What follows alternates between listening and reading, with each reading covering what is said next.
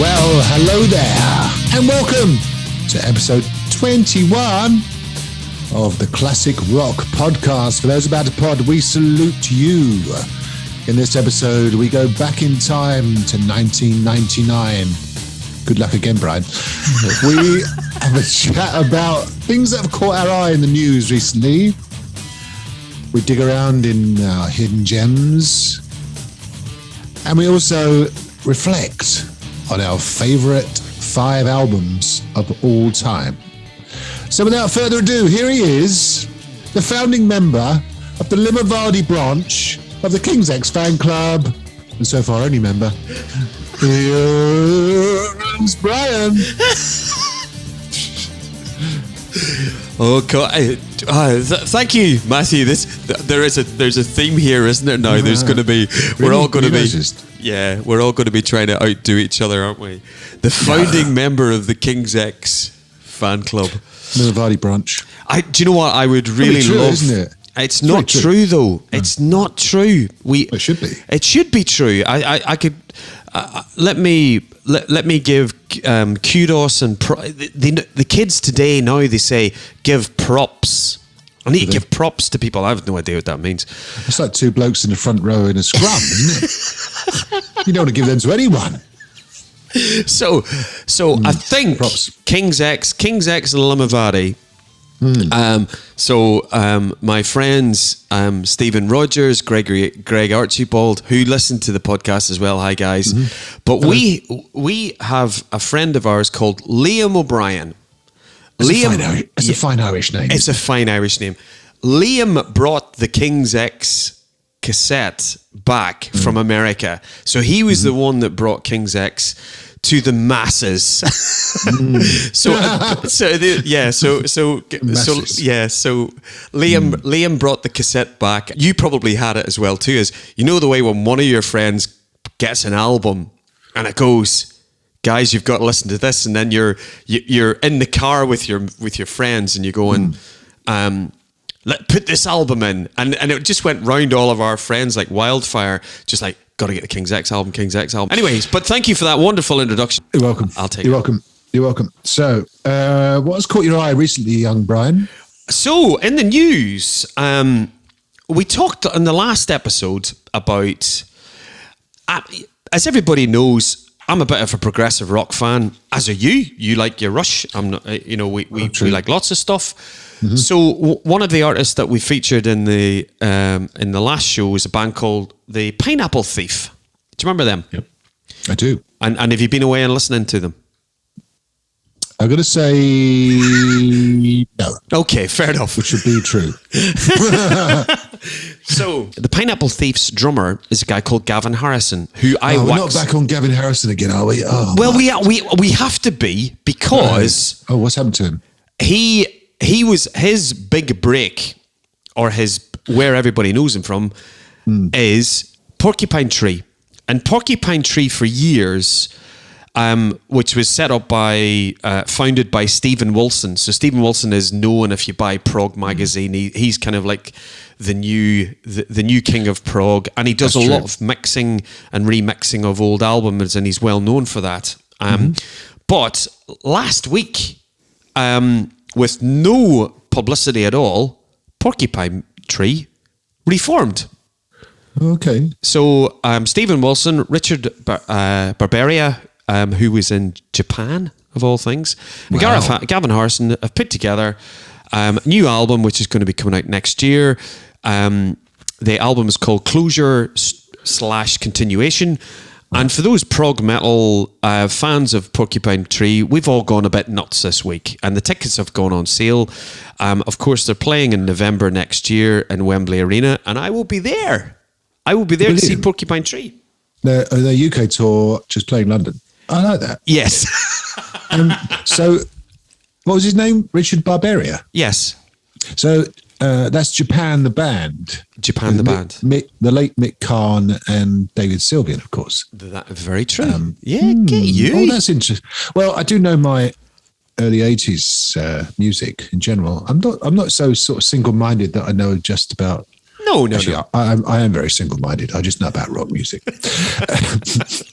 So this is our 21st, Brian. I thought I mentioned that at the beginning, but these days, and I think it's probably the same in our day, the kids, which is a broad generalization for anyone younger than us, the kids. Do you ever notice when Iron Maiden, who are in their 60s now, they talk about their fans as the kids? And I think, hang on, I'm not in my first flush of youth, but I'm not a kid. But they always the kids down the front, man, and so I was slightly bemused at that. The kids. I mean, there probably are kids, as in, young children, which is the official kind of term for kids, down the front, with their mums and dads maybe. But the kids, the kids go wild for this song. I suppose it's just a term, isn't it? But anyway, I'm not a kid anymore. I was once, believe it or not. They celebrate one or the other these days, and we celebrated our 18th, and indeed we celebrated our first year. So I think we should just sort of brush over the fact that we are. This is our 21st episode in our very long journey. You want to use the word distinguished? I'm not sure I do actually. No, it's number 21. Anyway, let's move on. So, colouring books. While we're on the subject, so what a segue from 21st birthdays. 21st birthday.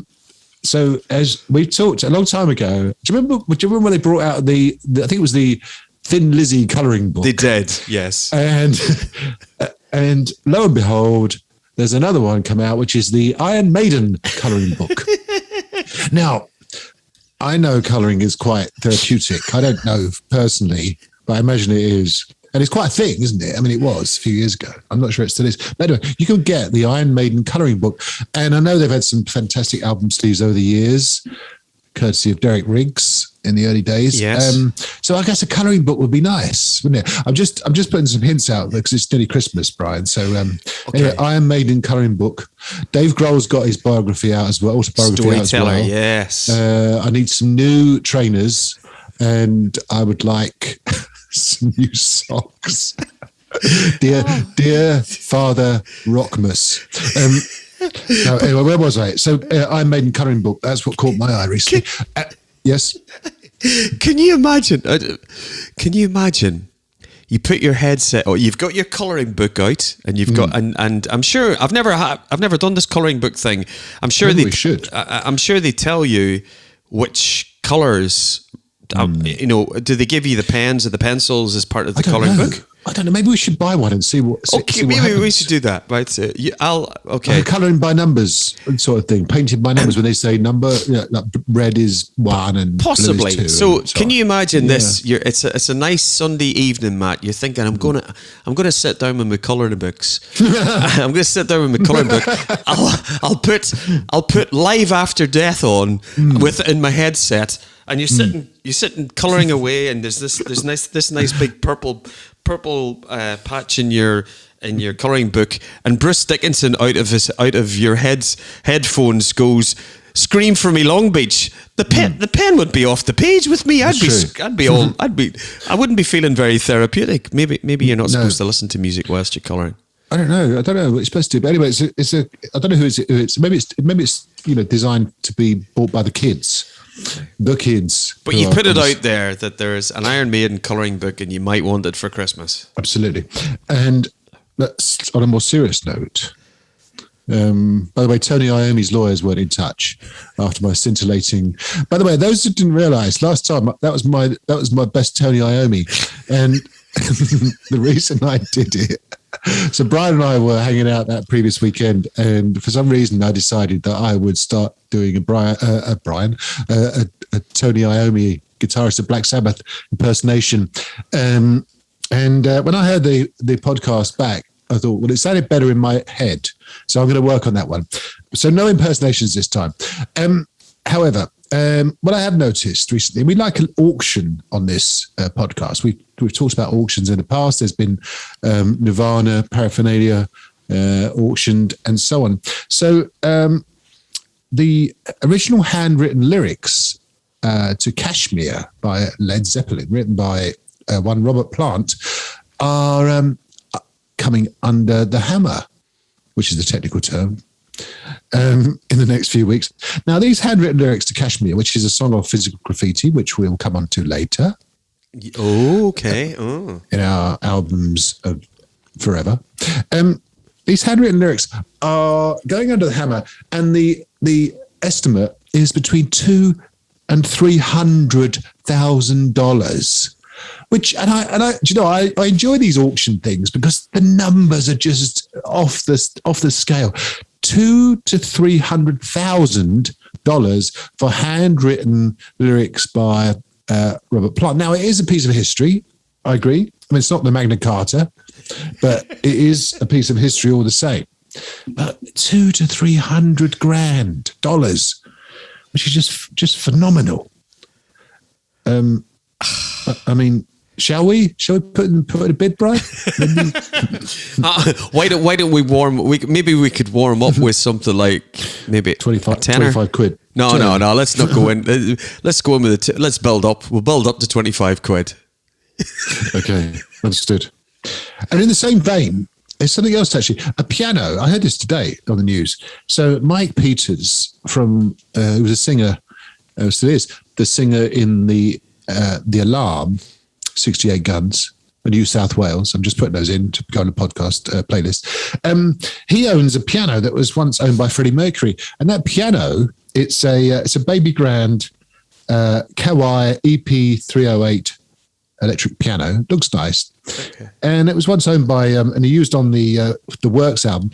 Now that's only a mere £20,000, which I think is good value because you get an actual thing you can play then, and that's a fraction of the cost of the lyrics. So what it'll make eventually, who knows? But £20,000 potentially could buy you a piano that was used by Freddie Mercury on the recording of Hammer to Fall, and also obviously the album The Works.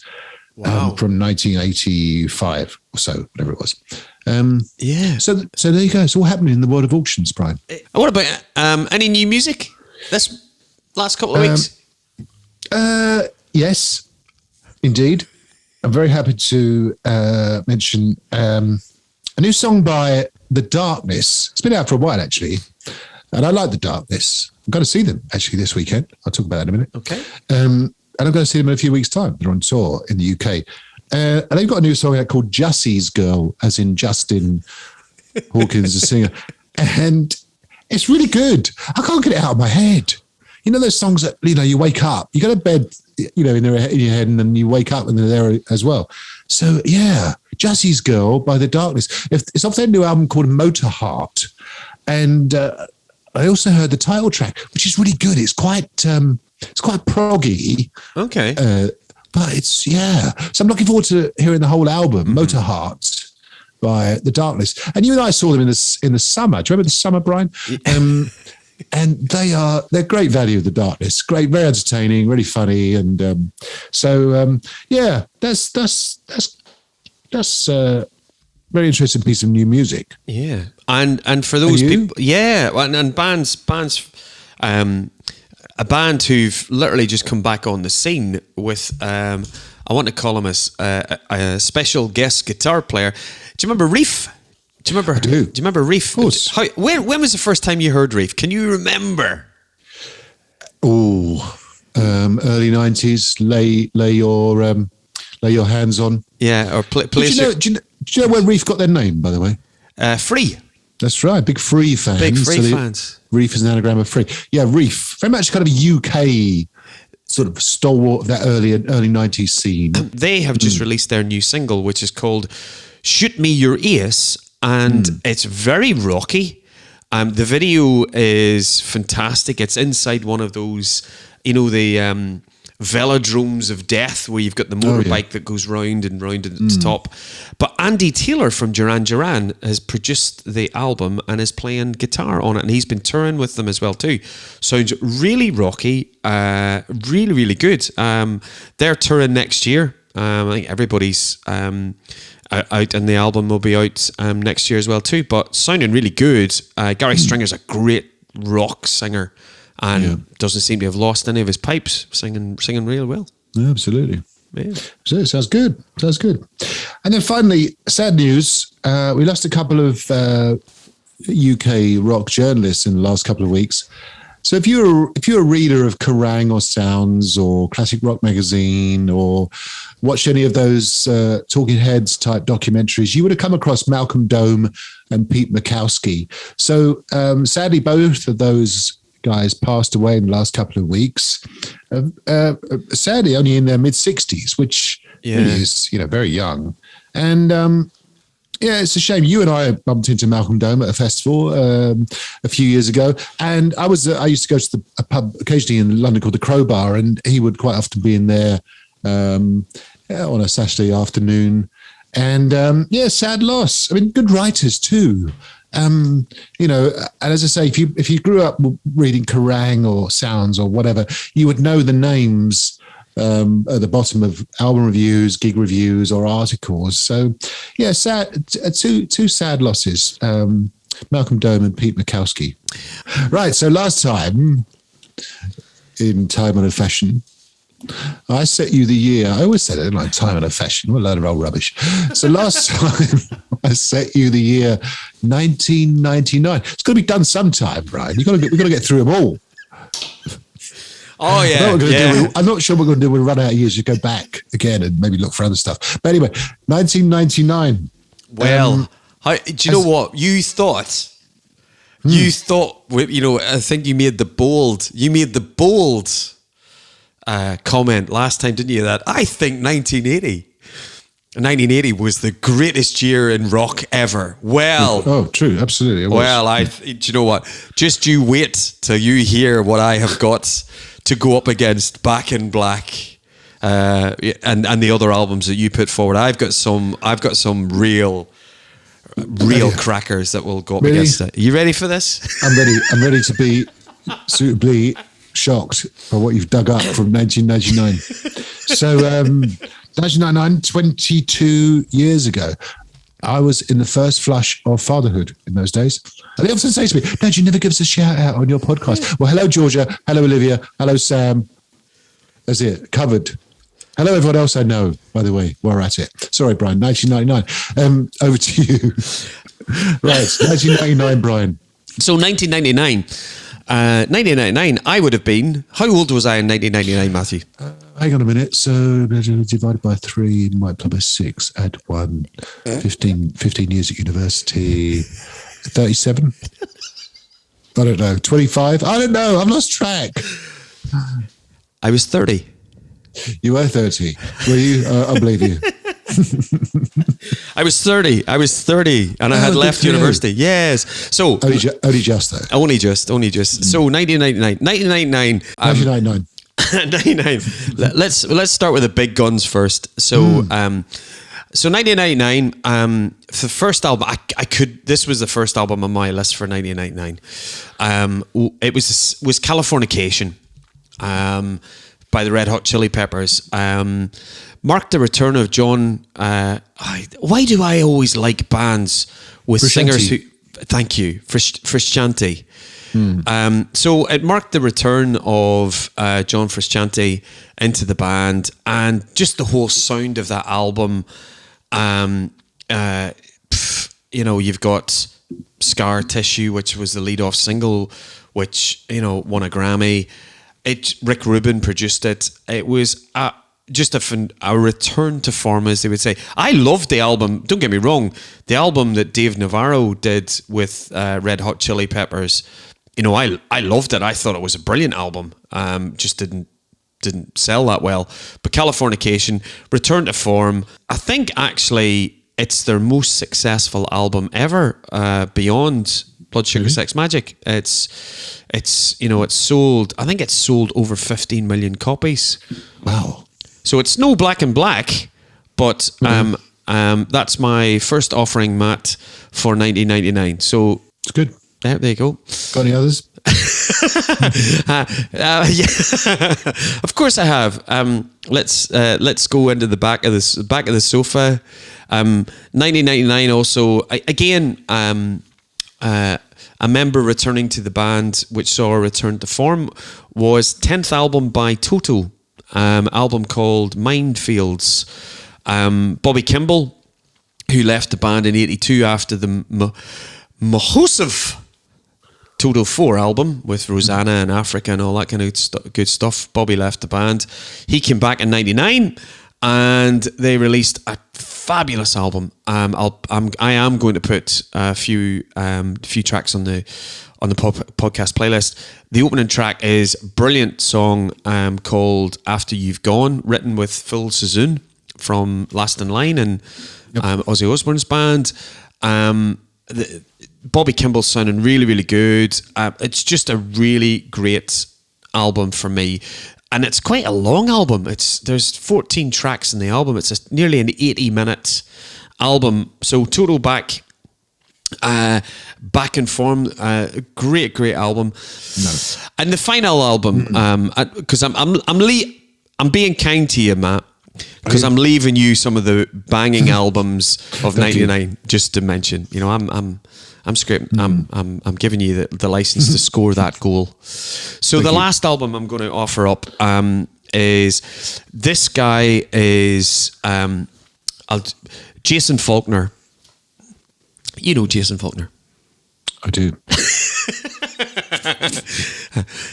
Yes, ladies and gentlemen, if this was in a video recording now, not a podcast, Matt would be pulling faces and he would be quickly Googling his computer going... I'm not. I do know who Jason Becker, was it? No. No, Jason Faulkner. All right. Just in case people don't know, enlighten us. Ryan. Okay. So Jason Faulkner is a phenomenal singer-songwriter. He was in a band called Jellyfish. So Jason Faulkner, a very good guitarist, a great singer in his own right, and basically his studio album that came out in 1999 was called Can You Still Feel? And it was produced with Jason and Nigel Godrich, who famously has done a lot of work with Radiohead, etc. It's a power pop album. It's kind of power pop indie rock, but it's just such a fabulous album. Jason Faulkner is one of those artists where he still puts out his own material, but he makes his money as a touring musician playing with the likes of Beck. He'll play on Paul McCartney's albums. He's just he's an in-demand guitar player, bass player, singer, songwriter. He does a lot. You know the tribute albums and that are out there. You know, they'll do a tribute album to Jeff Lynne and ELO. He does a phenomenal version of Do Ya, and he's such a great singer. So I got into Jason. I just followed Jason from his Jellyfish days, and his album Can You Still Feel was probably one of my favourite albums of 1999. And that's me. Okay. Those are my offerings in what a year. How do you think it stacks up against 1980, Matt? Well, not that well. There's some good stuff though. I mean, 1980, we talked about it last time, didn't we? For those who haven't listened to episode 20, we did talk about 1980, which was just, an amazing year. But 1999 had its moments. And I shall tell you a couple of my thoughts. Please. Performance and Cocktails, by the first album by Stereophonics came out.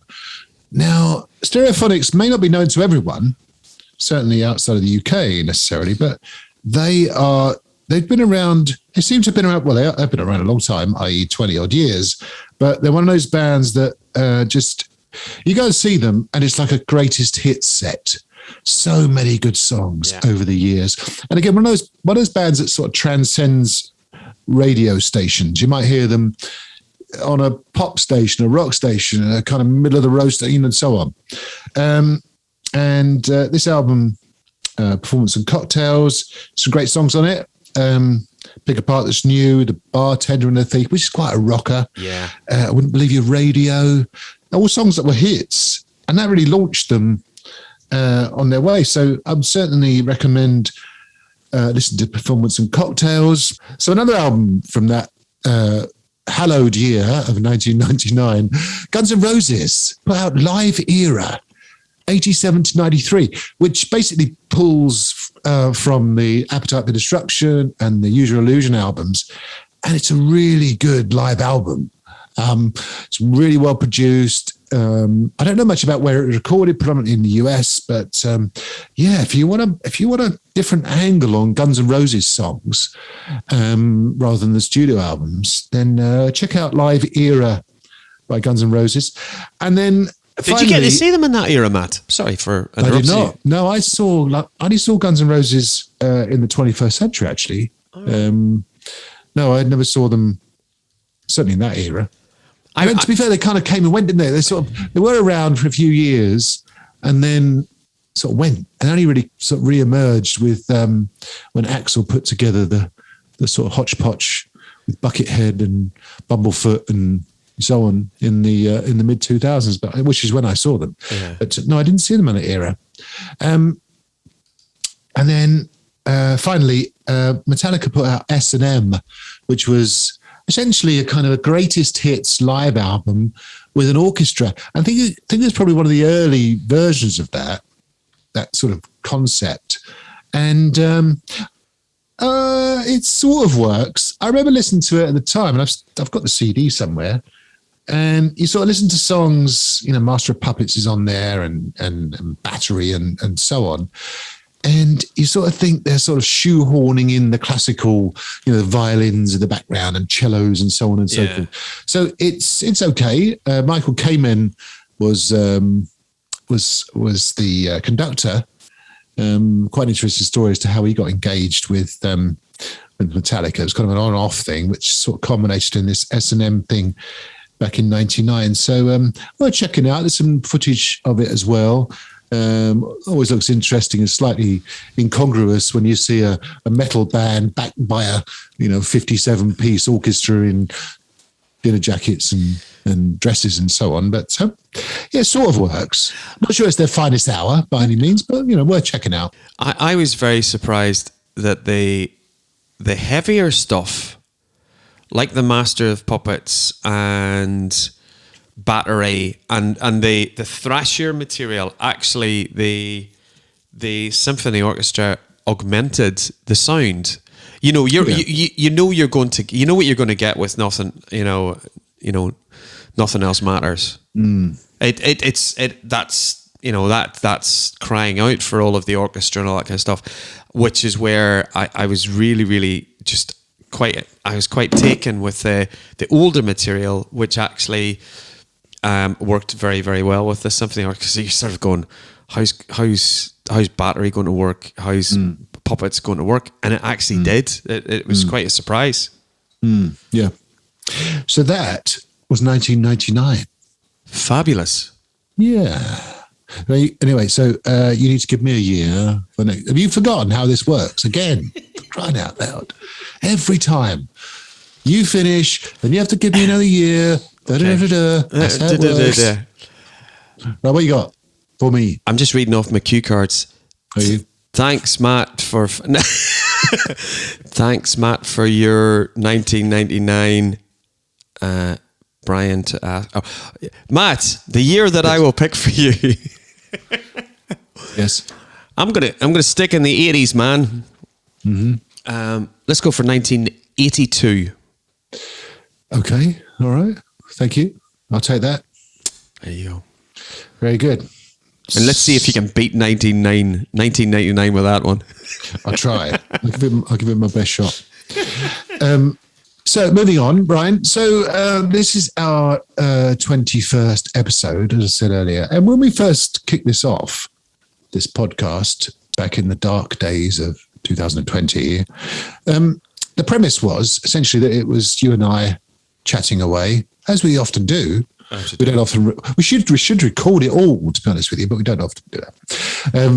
You and I chatting away as if we were just having a conversation. Yes. And quite often, men, no, the women are like this, but certainly men do like a list and a to-do list. But in this case, we thought it'd be interesting to do a kind of a Desert Island Discs list.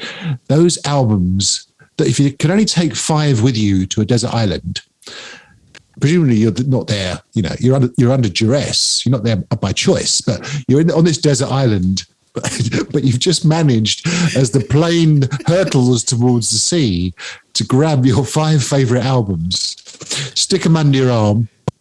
I'm presuming they're vinyl. You see, I'm making the vinyl under the arms sign.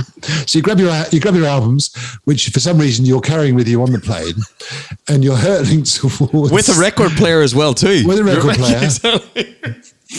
We've also got a record player in the overhead compartment. And power. Don't forget power. It's a lot to ask on this desert island, isn't it? It's a theoretical, conceptual desert island. So what are your favourite 5 albums that you could never live without? Brian.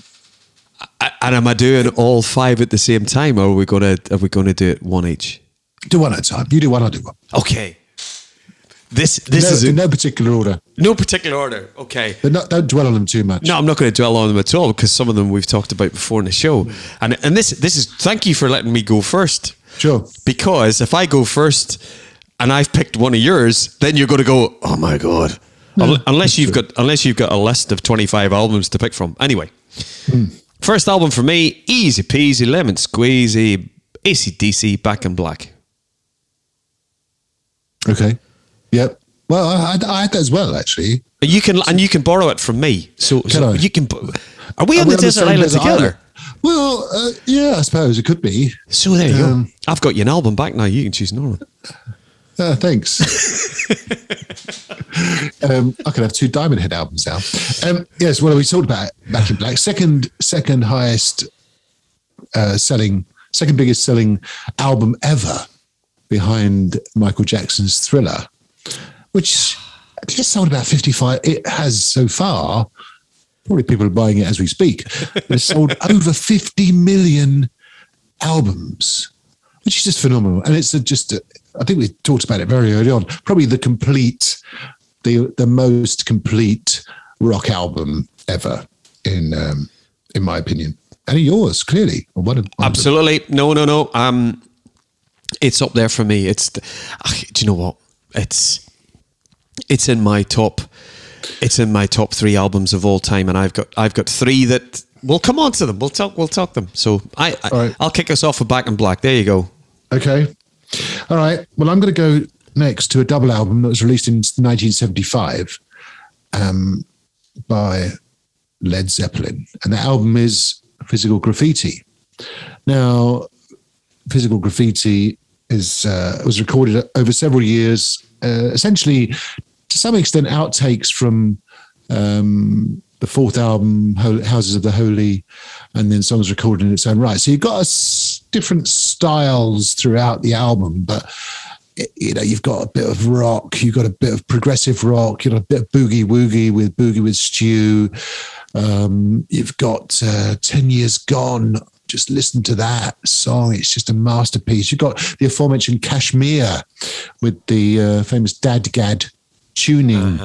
You know a little bit about playing the guitar, Brian, not much, but you know a little bit about playing the guitar. Dadgad tuning. Yep. And I was only watching recently, we talked about it before, it might get loud with Jimmy Page, Jack White, and Edge from U2, and Jimmy Page is showing them the chords and how to play Kashmir. They're like sitting open mouth, but it's just a great album, and one you can go back to. You can always pick out bits and pieces out of it. Yeah, I mean, I wouldn't be without Physical Graffiti by Led Zeppelin. What time of the day? This is sorry. We've not talked about this. So when would you? So with the likes of Back in Black. When see, our day is either morning, afternoon, or evening. True, that's normally how it works. Yeah. So exactly. So when would you? Where's Physical Graffiti for you in the day to listen to? Well, it's a good question actually. It's got a bit of everything. It's got lilting sort of songs. As I say, 10 Years Gone, which is quite sort of mellow, and then you've got Night Flight, and then you've got the song Houses of the Holy, which didn't appear on the album Houses of the Holy, of course. So you've got some rockers on there. I don't know, you just play it. Just play it. I've got Back in Black starting the day. Have you? Oh, I've got. Can you imagine? We're on. You know me, the lazy bugger I am. Oh yeah, Yeah, I'll be looking for coconuts and everything. You'll be You'll up exactly fishing. I'll be looking for lying. coconuts. I'll be lying in bed going. Phew. So I need something Which to I give. will have constructed probably Exactly. out of trees and palm tree leaves and everything. Thanks. So Back in Black's my get up in the. Can you imagine just kicking off your morning with Hell's Bells? So Yeah. Anyway, So what next? and that's okay. What's next for me? So we're sitting on an evening. You've obviously constructed our tent, our cabin, and you'll have done a veranda. We'll find some way of making alcohol. Veranda. You're asking a bit much, aren't you? Well, we're going to be there for a long time. A roof over your head. What do you want? Deck chairs next? Exactly. So we'll be sitting out, and it's a lovely evening. Mm-hmm. We'll be malnourished and everything, but it's a lovely evening. We'll be happy. You'll be happy. We'll be drinking our coconut-based alcoholic beverage, looking at the sky, and the album that I would want to put on is Dark Side of the Moon. Oh, well, appropriately enough, of course. We have to have we have to have one where it's mate, here, ching ching, let's have our 4,000th coconut drink in a row, but let's listen to Breathe just listen to the album the whole way through. Oh, that is a masterpiece of an album, 1973. That was released. Yeah, I mean, Us and Them is probably one of my favourite. You said Led Zeppelin. One of my favourite Pink Floyd songs. Just listen to it. It's a very interesting song. It's mainly echo. There's very few words in it, and it's accentuated by the echo. But yeah, great choice, Brian. Dark Side of the Moon. We'd have to be worried. We'd have to be very wary though of the neighbours. No, well, not so much the neighbours, but let's just remember that all of the snippets of the voices, they're not on the island with us. You know the way it's going. I've been going mad for years. I wouldn't want to be thinking, oh my goodness. He was cruising for a bruising. Yeah, exactly. So there you go. Yeah. Dark Side, number 2. Boom. That is a great choice. I'm very pleased you chose that. We're also going to stick with prog for a minute or two. And you mentioned, I think you mentioned Rush earlier, didn't you, Brian? No Home Should Be Without Moving Pictures by Rush, a masterpiece album from 1981. And just one of those albums, we talked about it a lot, in that it's a kind of greatest hits from start to finish. You've got Red Barchetta, you've got YYZ, you've got Tom Sawyer is on there. It's just every song is witch hunts on there. Just every song is just a killer tune. So as to what time of the day we will play it, I don't know, Brian. Maybe afternoon. It feels like an afternoon. It genuinely feels like an afternoon. It's one where you're kind of going, I need to stimulate my mind. Therefore, keep my mind going. We've just had lunch, probably coconut-based lunch with some leaves. Bit of fish, maybe. Maybe some fish. We might have had a game of footy, I had like a football competition of sorts. Can you imagine playing football with coconuts? I can't. No, man. I think you would have one game and that'd be it. Exactly. No, it's an afternoon. It's one you'd be kind of going, how did Neil do that? How did Geddy sing that? Yes, It's great. It's a great album. It's a turning point album for Rush, actually. They they've often said, certainly Neil Peart said, that it was the album that it was a kind of blessing and a curse in a sense, because it was hugely successful and took them from 4,000 seaters to sort of 10,000 seater arenas. But at the same time, it really did bring him stardom, which he was never comfortable with. And so much so the song Limelight, which is on Moving Pictures, is essentially a reflection of him not enjoying the limelight. So an interesting album. But yeah, I mean, if you haven't got it, boys and girls, you just go and get it or listen to it or play it or something. Steal it. Go, whatever. No, don't steal it. No, please don't steal it. No, let's do it. Let's do it. But Moving Pictures by Rush. Check it out. Over to you, Brian. So it's And then there's the days of the week, Matt. So really? you're gonna have your Friday night albums, your Saturday night albums, your Dark Side of the Moon feels like a chill Sunday night, whatever. So for me, Although we haven't got to get up for work. no. But there's we're gonna. Or maybe I have, because I would be out fishing. You'll exactly. Beavering away, foraging, whereas you'll be just, I don't know, just chilling, drinking coconut-based drinks. Anyway, yes, where were we? We need a Friday night album. Yes. We need a Friday night album, and What have we got? I'm gonna go with Def Leppard's Hysteria. I'm gonna be going with Animal, Pour Some Sugar on Me, Armageddon It, God's War, Woman, Run Riot.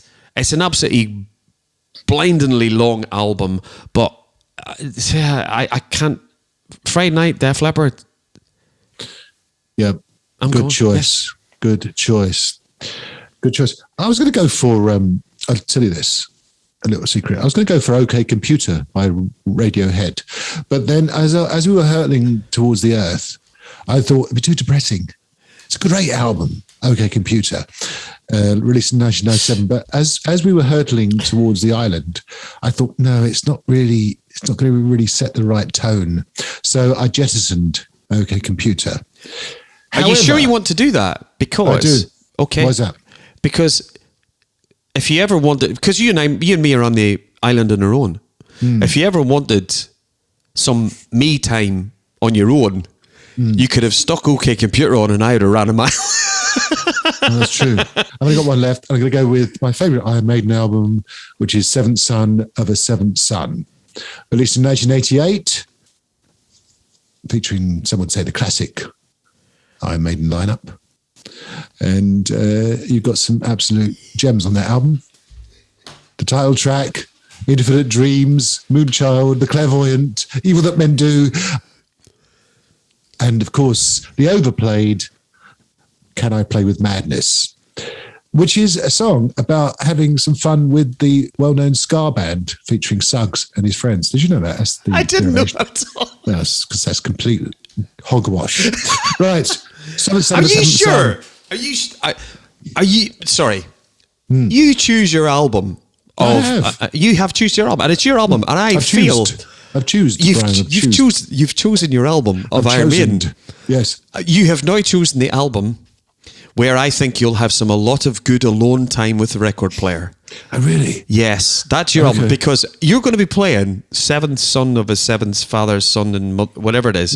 And I'm going to be sitting there going, Matt could have picked Peace of Mind.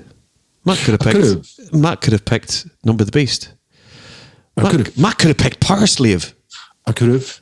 Yes, all those. And they were with me on the plane. But sadly, I didn't have time to grab them all. I had my complete Maiden collection with me. But I just happened to go for Seventh Son of a Seventh Son. You're right, they're all good. They're really good choices, those, Brian. But I happen to have plumped for Seventh Son of a Seventh Son, which I just really enjoy. And that's my five, because I had Back in Black as well. Okay. Are you sure? Okay. All right. I'm in a real quandary now. Are you?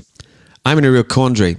Can I tell you? And I'll tell you the three albums I have that are the choice, and I will pick one.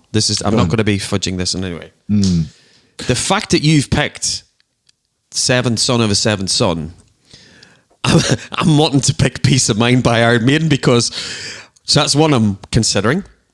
Yep. The second one, which I think you might vote for with me, would be, I really feel like wanting to pick Headstone, the very best of UFO, because it's got UFO, bit Whitesnake, and the live. So it's a double album, bit like Physical Graffiti, and it's got live UFO from my favorite period. And we haven't picked any compilations. And then the third one is Reckless by Bryan Adams. Yeah, that's a great album. So go for it. I'm going to go with Bryan Adams, Reckless, because that's we've picked our Friday night album.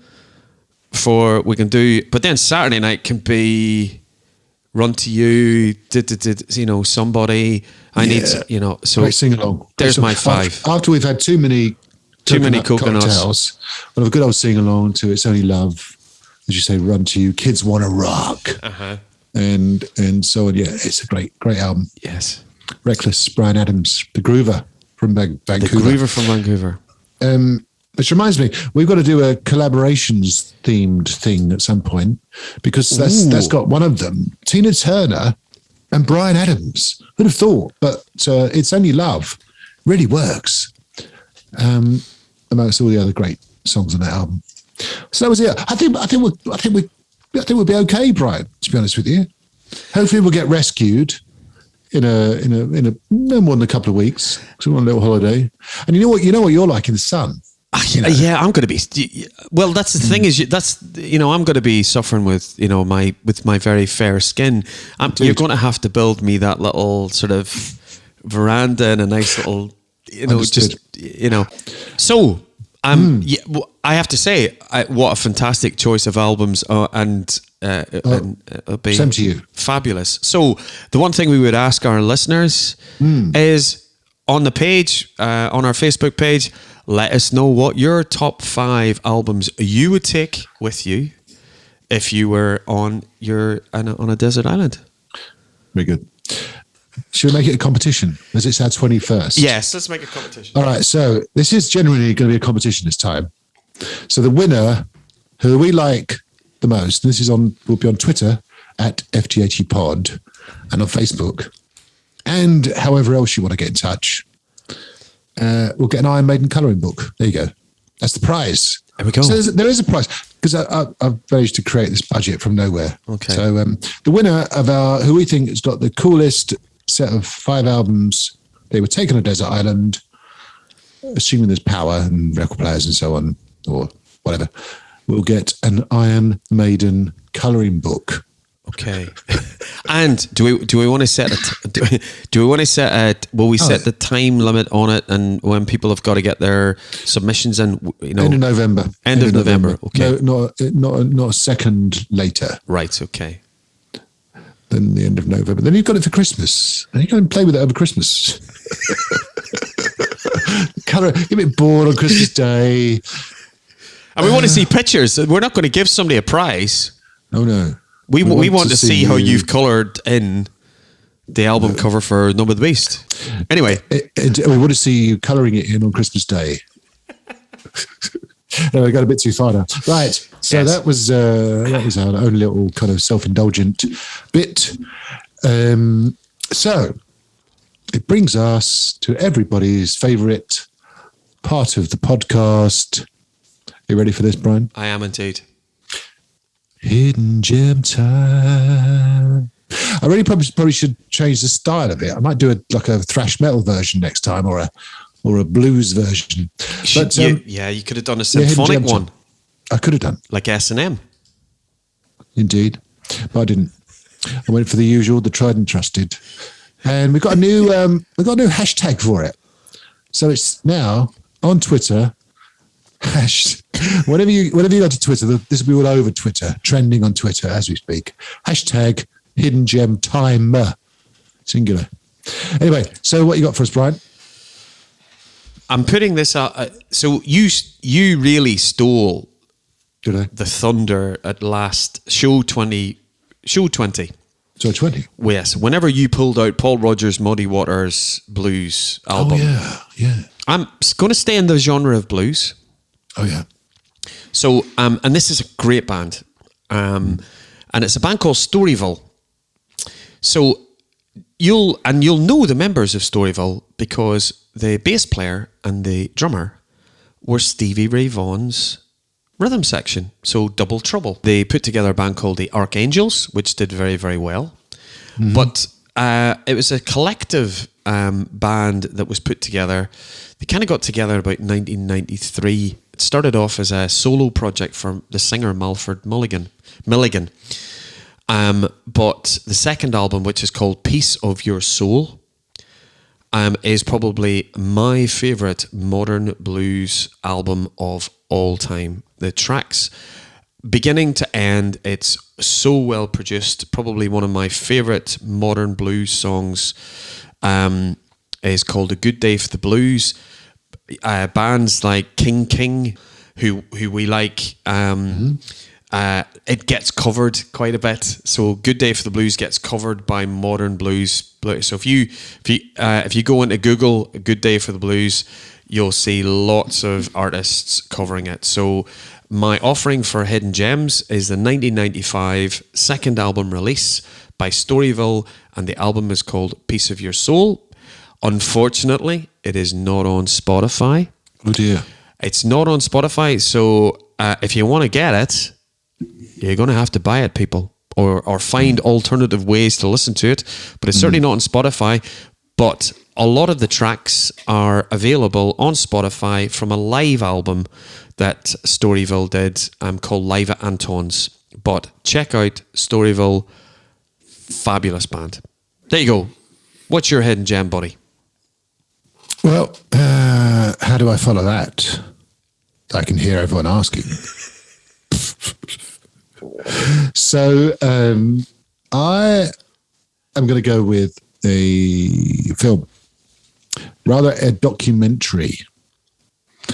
Now, we haven't mentioned this band pretty much on any of our podcasts, but Twisted Sister were a band, in fact, they're still going. Well, they were up until a few years ago. If you ever saw Twisted Sister in the 80s, you would remember the experience. And a few years ago, they brought out a kind of biography of the band from their early days in playing clubs around New York, Long Island and New Jersey and so on. And up to the present day. And they had a degree of success. People will know their songs, "I Want to Rock" being, one of the staples of the Twisted Sister set over the years. And so this time I'm going to give you, as my hidden gem, a film, a biopic of Twisted Sister called "We Are Bleeping Twisted Sister." And check it out. It's got plenty of swearing, so don't watch it with grandma or the children. But it's well worth a look, and it's really interesting. Dee Snider is in it, obviously throughout, and he is extremely eloquent and very engaging raconteur. And it's a really good watch. I think it's on Amazon Prime or Netflix. Do you know what, Matt? It's the very first program I ever watched on Netflix. Really? Seriously. Okay. Everything on Netflix. Everything on Netflix. You chose. That I chose. We Are Bleeping Twisted Sister. I remember seeing an ad on Facebook to say, please check out this documentary coming out. It's a bit like, I suppose, the Motley Crue's The Dirt. There's quite a lot of advertising of that. And I was just drawn to Twisted Sister, and I just have to agree with you wholeheartedly. How Dee Snider portrays himself in front of the PMRC. Oh no, amazing! Is amazing. You just go to, you just kind of go, what an ambassador for hard rock and heavy metal. He is such eloquent. Same with Rob Half. A lot of these guys, they're just not, heavy metal meatheads. Dee was brilliant. So what? Fantastic. There you go again. Boom.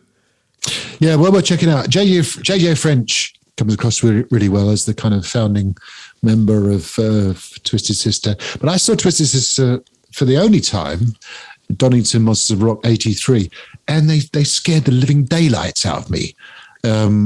Larger than life, makeup, aggressive, but a good band all the same. So, yeah, there you go. That's my hidden gem for this time, Brian.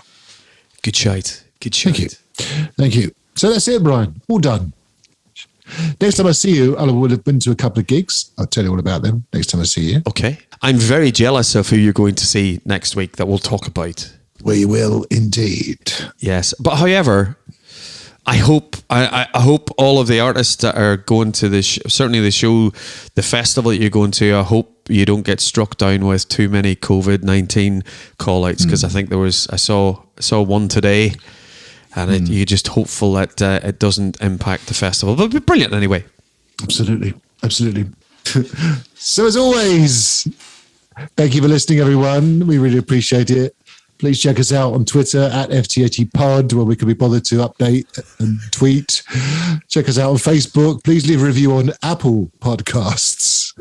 We appreciate it. Till next time. Thank you, Matthew. See you soon. Take care, everybody. Yeah, bye-bye. I don't know, we're waving to each other now. Obligatory. Rock on. Indeed.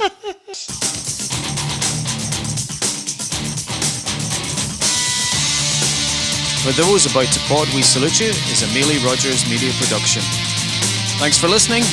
Please subscribe, and we'll see you next time.